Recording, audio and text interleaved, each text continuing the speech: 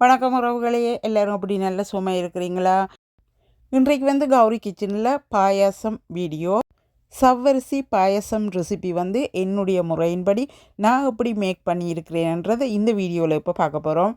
மிகவும் சுவையும் ஆரோக்கியமும் நிறைந்த இந்த பாயாசம் ரெசிபியை வந்து எப்படி செய்கிறதுன்றதை தான் இப்போ பார்க்க போகிறோம். இந்த பேருங்க நான் சமைத்து வைத்திருக்கிறேன், எப்படி இருக்கிறாருன்னு சொல்லி உங்களுக்கு வாயூரும். இப்போ இந்த பாயசம் செய்வதற்காக ரைஸ் குக்கர் கப்பால் 1 கப் சவ்வரிசி எடுத்து 5 நிமிடங்கள் நன்றாக வறுத்தெடுக்க போகிறேன். 3 ஏலக்காய் பீசஸும் வந்து இந்த சவ்வரிசியோடு சேர்த்து வறுக்கிறேன்.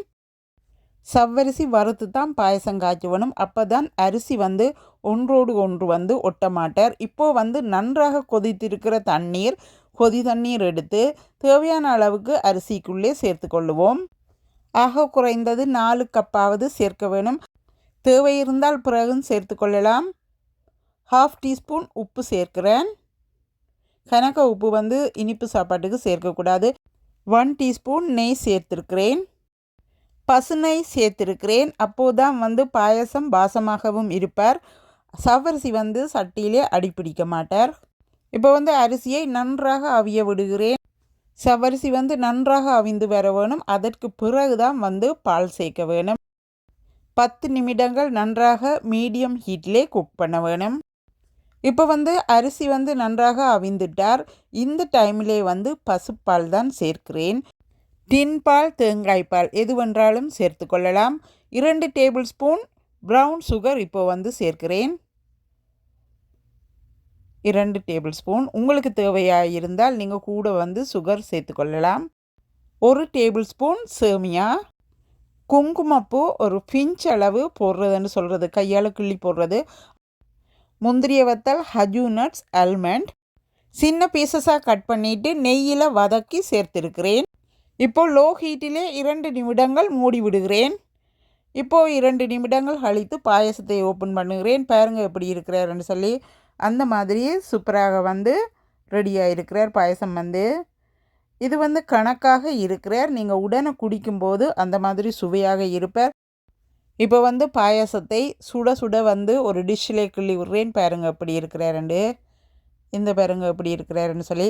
சுகர் வந்து உங்களுக்கு தேவையான அளவுக்கு நீங்கள் சேர்த்துக்கொள்ளுங்க.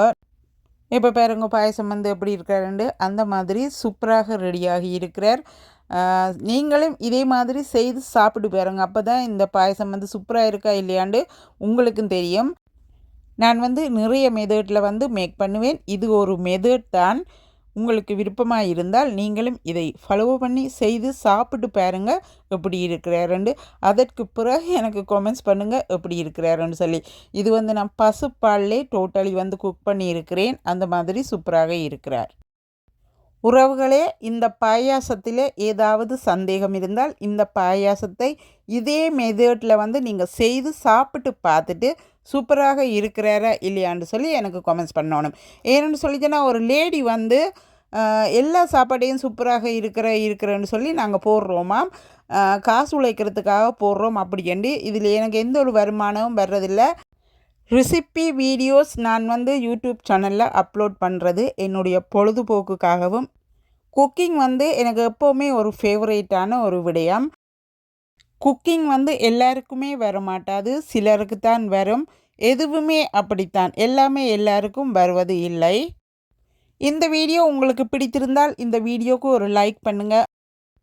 மற்றவர்களுக்கும் ஷேர் பண்ணிவிடுங்க. புதிதாக பார்ப்பவர்கள் சப்ஸ்கிரைப் பண்ணுங்கள். இந்த வீடியோவிலிருந்து விடைபெற்றுக்கொண்டு இன்னும் ஒரு வீடியோவில் உங்கள் கூட இணைந்திருப்பேன். நன்றி, வணக்கம்.